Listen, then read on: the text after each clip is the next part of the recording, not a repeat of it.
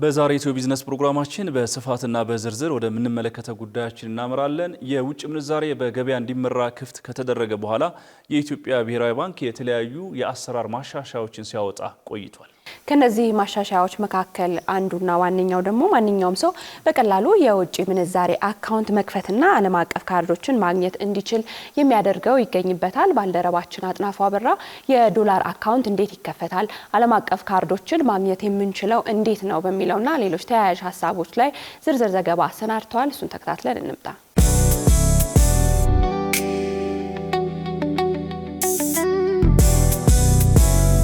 እንደምታውቁት እንግዲህ የኢትዮጵያ ብሔራዊ ባንክ ከውጭ ምንዛሬ ጋር የተያያዙ የተለያዩ ማሻሻያዎችን እየተገበረ ነው የሚገኘው። ከነዚህ መካከል ደግሞ ማንኛውም ግለሰብ የውጭ ምንዛሬ አካውንት መክፈት እንዲችል፣ ማስተዳደር እንዲችል፣ እንደዚሁም ደግሞ የተለያዩ ክፍያዎችን በውጭ ምንዛሬ መክፈል እንዲችል የሰጠው ፈቃድ አንዱ ነው። ከዚህ ጋር በተያያዘ ደግሞ ዓለም አቀፍ ካርዶችን እንደ ማስተር ካርድ፣ እንደ ቪዛ ካርድ ያሉ ካርዶችን መያዝ እንዲችልና ልዩ ልዩ ክፍያዎችን መፈጸም እንዲችል ፈቃድ ሰጥቷል።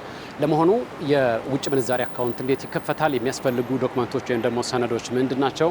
እንደዚሁም ደግሞ ጠቀሜታዎች ውስጥ በአጠቃላይ አንድ ሰው የውጭ ምንዛሬ አካውንት ሲከፍት የዓለም አቀፍ ካርዶችን ሲይዝ የሚኖረው ጠቀሜታ ምንድን ነው የሚሉትን ሀሳቦች አንስተን የባለሙያ ሀሳብ ተቀብለናል። እንደዚሁም ደግሞ የተለያዩ ግለሰቦችንም አናግረናል። አብራችን ቆዩ። ሀገራችን በአሁኑ ሰዓት ሰፋ ያለ የኢኮኖሚ ሪፎርም ላይ እንደሆነች ይታወቃል። ብሔራዊ ባንክ ቀጥታ እንደ አንድ ፖሊሲ የሚያወጣ ፋይናንሻል ሴክተር ላይ የተለያዩ ዳይሬክቲቮችን ሲያወጣ ቆይተዋል። በዚህ በዋና ዳይሬክቲቭ አድሬስ ያልተደረገው በአሜንድመንት መልኩ በየጊዜው ማሻሻያ ተደርጎ ዳይሬክቲቮች እየወጡ ስራ ላይ ወደ ኢምፕሊሜንቴሽን ገብቶ ባንኮችም የሚመለከታቸው ስቴክሆልደሮችም ኢምፕሊሜንት እያደረጉ ነው ማለት ነው።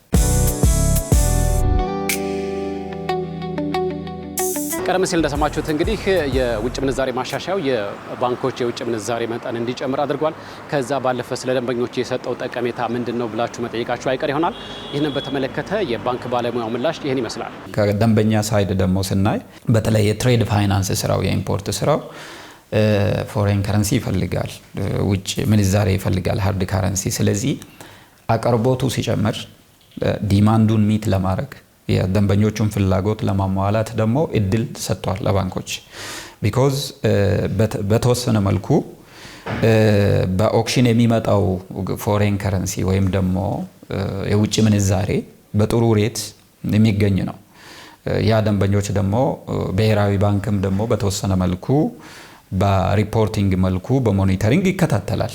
በተለይ ለፕራዮሪቲ ሴክተርስ ለሀገር ኢኮኖሚ ላይ መልቲፕላየር ኢፌክት ያላቸው ሴክተሮች ለብዙ ለማኑፋክቸሪንግ፣ ለኢንፑት፣ ሌሎች አሁን እንደ ፊውል ኢምፖርት የሀገር ኢኮኖሚ ላይ ትልቅ ፋይዳ ያላቸው ኢምፖርታንት ኮሞዲቲዎች እቃዎች ላይ ፎከስ ተሰጥቶ እንዲሰጥ ተደርጓል። ያ ደግሞ በጥሩ ሁኔታ ኢኮኖሚ ማነቃቃት ላይ የሀገሪቱ ኢኮኖሚ ላይ ትልቅ አስተዋጽኦ አድርጓል። ስለዚህ አቅርቦቱን በዛ ደረጃ ስለጨመረ ደንበኞችም በአግባቡ እየተጠቀሙ ነው፣ ቢዝነሳቸው ረን እያደረጉ ነው። ይሄ ደግሞ ለደንበኞችም ለሀገር ኢኮኖሚም በጣም ትልቅ አስተዋጽኦ አለው። ቀደም ሲል እንደምታውቁት እንግዲህ የውጭ ምንዛሬ አካውንት ለመክፈት የተለያዩ ሰነዶች ያስፈልጉ ነበር። እንደዚሁም ደግሞ ዝቅተኛ 100 ዶላር የአሜሪካን ዶላር ያስፈልግ ነበረ። ከዛ ባለፈ የተለያዩ ሰነዶች ያስፈልጉ ነበር። አሁን ግን ዝቅተኛ የአሜሪካን ዶላር የማያስፈልግም። በዜሮ አካውንት ማንኛውም ሰው የውጭ አካውንት ወይም ደግሞ የዶላር አካውንት መክፈት ይችላል። ከዛ ባለፈ ዓለም አቀፍ ካርዶችንም ከባንኮች በማግኘት ልዩ ልዩ ጠቀሜታዎችን ማግኘት ይችላል ማለት ነው። ፎሬን ከረንሲ መክፈት ኢትዮጵያ ውስጥ ያው ከዚህ በፊት ሚኒመም ሪኳየርመንት ነበረው። 100 ዶላር ያስፈልጋል ፎሬን ከረንሲ ለመክፈት። ሌሎች ደግሞ ዶኩመንት ፕሮሲጀራል የዶኩመንት ሪኳየርመንቶች አሉ። ያ ሪኳየርመንት አሁን በአሁኑ ዳይሬክቲቭ ማሻሻያ ተደርጎ ማንኛውም ዜጋ የፎሬን ከረንሲ ያለ ሚኒመም ባላንስ፣ ይሄ ማለት 100 ዶላር ግዴታ ሳይሆን በዜሮ መክፈት ይችላል፣ ሶርስ እስካለ ድረስ ማለት ነው። ይሄ ብቻ ሳይሆን ደግሞ ተያይዞ ያለው ኤሌመንት ስለሆነ የኢንተርናሽናል ባንክ ኢንተርናሽናል ካርዶቹን ኢሹ ማድረግ ይቻላል። ይሄም ከዚህ በፊት ትልቅ ሪኳየርመንቶች ነበሩ። ረጅም ሰፋ ያለ የትራቨል ሂስትሪ ያላቸው ሰዎች ናቸው። ሌሎች ዶክመንቶችም ይጠየቃል። ከዛ ውጪ አሁን በቀላሉ ዜጎች ኢንተርናሽናል ካርድን ዴቢትም ክሬዲትም መያዝ እንደሚችሉ ይሄ ክሊርሊ ሁለተኛው ማሻሻያ የተደረገው ዳይሬክቲቭ ላይ ክሊርሊ ተቀምጧል። ግለሰቦችም ሆኑ የውጭ ኢንቨስተሮች የውጭ ምንዛሪ አካውንት ለመክፈት ከዚህ በፊት ይጠየቁ የነበሩት ሰነዶችና ረጅም ሂደቶች ቀርተው አሁን ቀለል ባለ መንገድ አካውንት መክፈት እንደሚቻል የብሔራዊ ባንክን መመሪያ ጠቅሰው አቶ ጅረን ያስረዳሉ። ፎሬን ከረንሲ እንደ ደንበኛ እንደ ግለሰብ ፎሬን ከረንሲ አካውንት ለመክፈት ሎካል ከረንሲ ለመክፈት የሚያስፈልጉ ክራይቴሪያዎች ናቸው። ላይክ ናሽናል አይዲ ሊሆን ይችላል ያለው ማለት ነው። ሌላ የባሰ ትልልቅ ሪኳርመንቶች የለም። የፎሬን ዳይሬክት ኢንቨስትመንትም ኢንቨስትመንት ላይሰንስ እና ቲን ነምበር ብቻ ነው የሚያስፈልገው። ልዩነቱ ኦርጋናይዜሽን እና ግል ሲሆን ያው ለምሳሌ ቲን ነምበር እና ቢዝነስ ላይሰንስ የግል ከሆነ የቢዝነስ ከሆነ፣ ፎሬን ዳይሬክት ኢንቨስትመንት ከሆነ ደግሞ ኢንቨስትመንት ላይሰንስ እና ቲን ነምበር ያስፈልጋል ማለት ነው። የፎሬክስ ቢሮዎች ተከፍተዋል ላይሰንስ ተደርጎ በብሔራዊ ባንክ። እነዚህ በዋናነት የሚሰሩት ምንድን ነው? የፎሬን ከረንሲ ካሽ ላይ ነው የሚሰሩት። ከትራንዛክሽን በላይ ካሽ ይገዛሉ፣ ይሸጣሉ። አማውንቱ የተገደበ ነው። አማውንቱ እስከ 10 ሺህ ዶላር ድረስ አንድ ሰው ሄዶ ከፎሬክስ ኦፊስ መግዛት ይችላል። ያን ሄዶ ለመሸጥም እጁ ላይ የያዘውን ዶላር ሄዶ ለመቀየር ምንዛሬም ማለት ነው ለመሸጥ አይዲ ነው የሚያስፈልገው። የተለየ ነገር የለውም። ዶላር አካውንት አለ ወይ አለሽ ወይ? የለኝም። ያው ሎካሊ መክፈት ይቻላል። መረጃው በደንብ አለ። እኔ የለኝም። ለመሆኑ የውጭ ምንዛሪ አካውንቶችን መክፈትም ሆነ ዓለም አቀፍ ካርዶችን በእጃችን ማስገባት የሚሰጡን ጠቀሜታዎች ምንድን ናቸው? ጥቅሙ ምንድን ነው ብለን ስናይ ገንዘቡን በዶላር አካውንት ላይ ካስቀመጡ ዲቫሉዌሽኑ ኢምፓክት አይመጣም ማለት ነው። ስለዚህ ያን ማኔጅ ለማድረግ በዋናነት ይጠቀማሉ። የቁጠባ ባህልን ያበረታታል። ለትራቨል የሆነ ቦታ ልትሄድ ትችላለህ። ከዛ ዶላር ይዘህ መምጣት አትፈልግም። ዶላር $500 ኪስ ውስጥ ቢቀር የሆነ ነገር መግዛት አለብህ። ቢኮዝ ኢትዮጵያ መጥቶ ምንም አይጠቅምም። ማየት ነው የምታስቀምጠው። ዶኩመንት ያስፈልጋል። ከየት አመጣ ተብለህ ትጠየቃለህ። ዶኩመንት ይዘህ መሄድ አትችልም፣ ዶላር ማለት ነው። ስለዚህ ያለው ኦፕሽን ምንድን ነው? ሳታስብ ዶላርን እዛው የሆነ ነገር ገዝተህ ትመጣለህ። ቢኮዝ ካሽ ዶላር ይዘህ ከመጣ አይሆንም። ድሮ የነበረው አሰራር ይሄ ነው። አሁን $100 ይሁን 200 ይሁን እንደ ብር ነው ማለት ነው።